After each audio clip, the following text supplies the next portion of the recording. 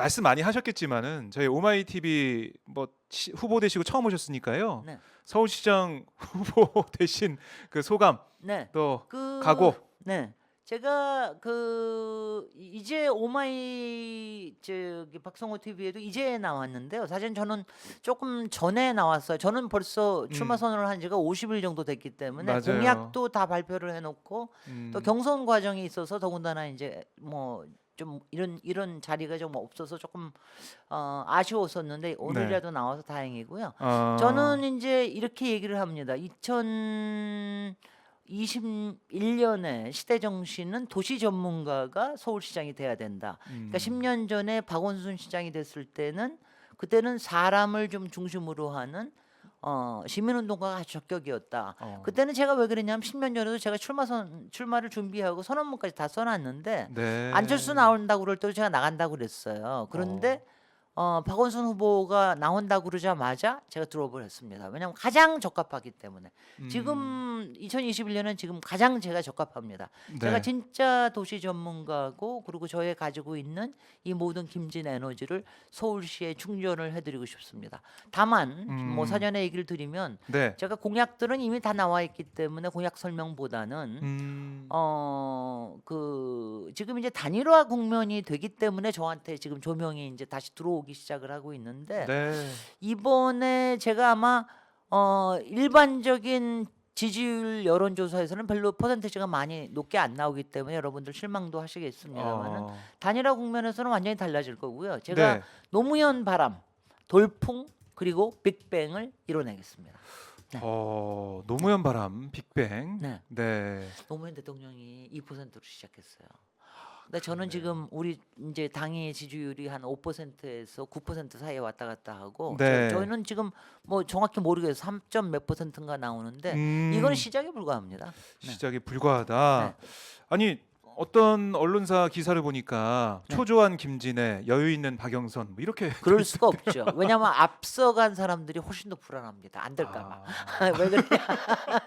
저는 도전자이기 때문에 마음을 네. 비우고 그리고 열심히 도전을 할 수 있다라는 게 이게 이제 후발주자의 굉장히 좋은 점이고요. 네. 특히 박영선 후보는 좀 불안하실 거예요. 왜냐하면은 지금 이제 범보수 야권이 단일화가 눈앞에 다가오지 않았습니까? 네. 드디어 그동안 별로 안 좋아하던 김종인 위원장도 단일화는 이제 숙명인 것 같다 이 얘기를 네. 하셨고 지지율을 보면은 범보수 야권의 지지층을 다 합한 것보다 범민주 세력이 조금 낮습니다. 낮아요. 그러니까 예, 이제 낮아요. 단일화를 해야지 이길 수가 있는 거거든요. 근데 여러분들 아시겠습니다만은 그렇게 단일화를 할 때는 네. 이제 항상 우리 시민들은요. 항상 도전자를 좋아해요. 거기다가 요번에 서울시장 후보 중에서 뉴페이스는 저밖에 없어요. 다 10년 전에 나왔던 사람, 지나갔던 사람이에요. 근데 저는 제가 시대 정신을 읽고 이 시대에 만난 그리고 제가 자신하기에 제가 가장 젊은 마인드를 가지고 있고 아마 에너지 수준으로는 아마 뭐 김진 에너지 제가 죄송합니다. 김진 에너지가 그래서 제가 여러분들께 충전 드리고 네. 서울 시민들께 희망의 에너지를 나눠드리고 싶습니다. 쭉 들어보니까 정말 뉴페이스는 후보님밖에 없네요. 그렇습니다. 10년 전에 나왔던 사람들이 지금 서울시장에 다시 도전하고 있는 그런 모습이라서 국민들이 볼 때는 그럴 것 같아요. 야 정말 이렇게 그동안 사람이 없었나. 그러니까 정말 노회하고 네. 그다음에 정치권에서 정말 닳고 다는 사람들 아니면 이 당도 저 당 기웃거리면서 당 깨고 다녔던 사람들 그다음에는 완전히 반문재인에 대한 증오 에너지만 뿌리고 다니는 사람들 이런 사람들 가지고는 지금의 서울시를 끌고 갈 수가 없어요. 제가 이제 특히 얘기하는 게 이번 네.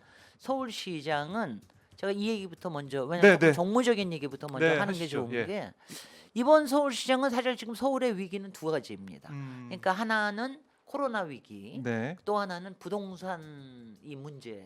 이 두 가지가 다 민생 문제예요. 네. 그런데 이제 코로나 부분은 이제 방역도 어느 정도 이제 훌륭하게 되고 있고 백신도 있기 때문에 네. 요 자체는 그래도 상당히 컨트롤이 될 것 같아요. 그런데 이제 여기서 희생당하는 소상공인과 이런 사람들을 이제 어떻게 버틸 수 있게 해주느냐 이건 조금 나중에 얘기를 하고요. 네네. 두 번째가 사실은 부동산 이슈입니다. 이 음. 부동산 이슈는요 정말 문재인 정부의 아킬레스건 같은 거예요. 아. 그죠?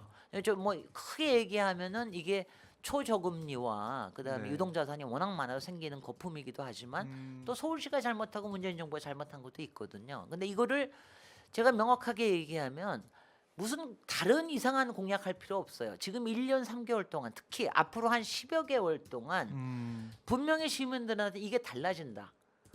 그리고 이게 분명히 안정적으로 될 수 있는 신호가 된다. 다행히 문재인 정부와 그 변창흠 장관이 네. 여러 가지 주택 공급에 대한 그러게요. 다양한 신호를 내놨습니다. 근데 이제 거기에도 제가 보면 역세권을 아주 강조하시는 거 보면은 대표 공약인 역세권 미드타운을 막 밀어주시고 계세요. 지금 대통령께서도 이렇게 아전인수를 하는 겁니다. 선거 때는 변창흠 장관님하고는 사실 한 15년 동안 저희가 정책적인 동지이고 그리고 이런 거를 만들 때도 굉장히 많은 오랫동안 얘기를 해서 그러세요? 나온 거기 때문에 네. 그런 거기 때문에 그거는 근데 이거를 서울시에 안착을 시키는 게 제일 중요해요. 근데 왜냐면 안착하려고 그러면은 국토위원회에서 저기 그 법안만 통과된다고 되는 게 아니야. 서울시의 조례도 만들어야 되고 그렇네요. 실제적으로 지구도 지정해야 되고 음. 거기에 대한 도시계획도 수립해야 되고 그리고 특히 사업 인허가권을 가지고 있는 서울시로서는 SH 공사하고 민간을 연결시켜 가지고 이게 사업이 매치가 될 수 있게 하려면은 현장의 메커니즘을 제대로 꿰고 있는 사람이 있어야 돼. 이게 왜냐하면 이런 일이라고 하는 거는 이렇게 해라고 한다고 되는 게 아니거든요. 네. 하나하나 갈등이 있습니다. 주민들 갈등, 그다음에 뭐 이익을 그렇죠. 어떻게 나누냐 네, 단계마다 갈등, 있죠. 그다음에 또 각 구마다의 생각이 다른 것도 있고 네. 그러니까 이런 것들을 그러니까 적절한 타이밍에 적절하게 조절할 수 있는 이런 능력이 필요한데 그거 가지고 있는 사람은 저밖에 없습니다. 뭐 저는 근데 이거를 못 하잖아요. 네. 만약 이거를 열 달에서 이걸 못 하면 우리 대선도 위험해집니다. 대선 여러분들 그거 아셔야 돼요. 대선도 위험해집니다. 그러니까 저는 특히 제가 이번 대선을 우리가 이기기 위한 정무적인 판단에 있어서도 김진애가 최고다. 이거를 이제 강조드리고 싶고요. 또 네. 하나가 이제 또 하나를 제가 강조드리고 싶으면은 지금 이제 더불어민주당은 여러 가지 공격을 받을 수밖에 없죠. 이제 일단은 귀책 사유가 네. 아무래도 이제 그 더불어민주당의 귀책 사유가 있지 그렇죠. 않습니까? 계속 얘기가 나오겠죠. 그러니까 이제 그 부분에 근데 지금도 두 후보가 박영선 우상호 후보 두 얘기하는 거 보면은 그거에 대한 입장을 정리를 안 해요. 저는 참 그게 비겁하다는 생각이 드는데 왜냐하면 이제 우상호 후보는 뭐 롤 모델이라고 하는 좀 네. 과한 표현을 쓰셨지만 박영선 후보는 계속 피해만 다니거든요. 그러니까 이렇게 되면 안 됩니다. 이런 거 뭐 저는 그 부분에 대해서 상대적으로 좀 자유롭고 그 다음에는 이제 본 선거가 되잖아요. 네. 그러면은 이제 보수 언론들이 이제 물어뜯고 막 흔들기 시작합니다.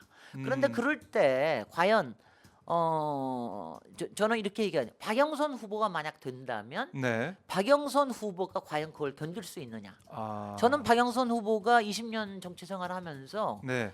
뭐 그렇게 여러 가지 뭐 그런 문제 여러 가지 문제를 삼을 만한 시비거리가 될 만한 것들이 상당히 있을 거라는 생각을 합니다. 여태까지도 사실 한 번도 클리어가 돼 본 적이 없거든요. 네. 그다음 또 하나는 박영선 후보는 제가 가장 비판하는 점은 이거예요. 리더십이 흔들려요. 왜냐면 리더십이라고 하는 건 평소에는 그렇게 중요하지 않습니다. 특정한 타이밍에 특정한 자리에 있을 때 그때 그런 리더십을 발휘하느냐 네. 이런 부분에 대해서는 박영선 후보가 상당히 이제 의문표가 좀 많은 후보죠. 그리고 지금도 그 범보수 언론에서는 박영선 후보를 별로 안 흔듭니다. 잘 보이시죠? 잘 보이시죠? 그게 당연히 보이시죠? 네. 기회를 기다리고 있는 거예요. 거기다가 본선에서. 서울시장이 되고 나면 대선이 있기 때문에 엄청나게 흔듭니다. 뭐 정책에 대해서 흔들고 공약에 대해서 흔들고 실적에 대해서 흔들고 또 뭐 여러 가지 과거 일에 대해서 흔들고 검찰도 나서서 고발 고소할 거고요. 보수권 기득권 카르텔들이 엄청나게 뭉쳐서 할 겁니다. 그거 버텨낼 사람도 김진애밖에 없습니다. 왜냐하면 여러분들 아시겠습니다만 제가 이럴 때 제가 선거에 나오니까 할 수 없이 제 자랑도 하고 이러는 게 참 명구스럽습니다만 이럴 땐 해야 됩니다. 네. 할 수 없이 저는 서울대에 나왔어요. 네. 그 MIT 나왔어요. 학벌로 흔들 수가 없어요. 더군다나 그 타임즈에서 21세기를 끌고 갈 백인의 유일한 한국인으로 꼽힌 사람입니다. 네. 저는요 그러니까 건전한 보수에서도 인정하는 후보예요. 왜냐하면 저 사람은 실력은 확실하다. 내고 음. 근데 왜 우리 편이 아닐까? 이것만 이제 좀 속상한 거지. 거기다가 이제 여러 가지 저는 뭐 현실 정치인으로 국회의원 생활한 거는 2년 반과 지난 10개월밖에 없습니다. 그렇죠. 그리고 저 18대 할 때는 4대강 사업 아, 저격수로 해가지고 뭐 다른 흠결을 잡을 게 없어요. 어마어마하셨죠, 그때? 네. 네. 그리고 지금 요번에 10개월 동안은 음. 제가 법사위의 김진 에어컨 아닙니까? 여러분들 잘 보셨죠? 제가 국힘당 의원들을 어떻게 제압하는지, 제가 언론들 흥신소하지 마라, 찌라시하지 마라 네. 이렇게 하면서 하시는 거 다 보셨잖아. 윤석열 검찰총장 제가 앞에서 주눅 듭니까? 윤석열 검찰총장 공직자 마인드가 아니다라고 정확하게 지적하고 이렇게 할 수 있는 사람은 저밖에 없어요.